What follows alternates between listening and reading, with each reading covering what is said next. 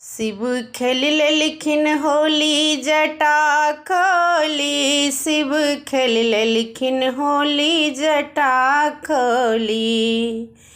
जटा खोली हो जटा खोली। शिव खेलिले लिखिन होली जटा खोली। शिव खेलिले लिखिन होली जटा खोली। पहिला होली अयोध्या में खेलेलन।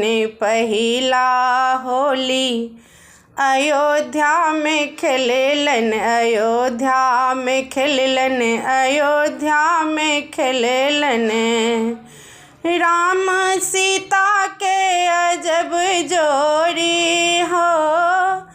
राम सीता के अजब जोड़ी। शिव खेलिले लिखिन होली जटा खोली। शिव खेलिले लिखिन होली जटा खोली। दूसरा होली मथुरा में देखलऊँ। दूसरा होली है मथुरा में देखलऊँ। मथुरा में देखलऊँ हे गखुला में देखलऊँ। कृष्ण राधा के अजब जोड़ी हो। कृष्ण राधा के अजब जोड़ी। शिव खेलिले लिखिन होली जटा खोली। शिव खेलिले लिखिन होली जटा खोली।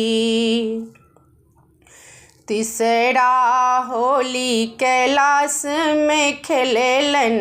तीसरा होली कैलाश में खेलेलन। शिव और सती के अजब जोड़ी हो। शिव और सती के अजब जोड़ी। शिव खेलिले लिखिन होली जटा खोली। शिव खेलिले लिखिन होली जटा खोली। चौथा होली देवलोक में खेलेलन। चौथा होली देवलोक में खेलेलन। देवता देवी के अजब जोड़ी हो। देवता देवी के अजब जोड़ी। शिव खेलिलेलन होली जटा खोली। शिव खेलिलेलन होली जटा खोली।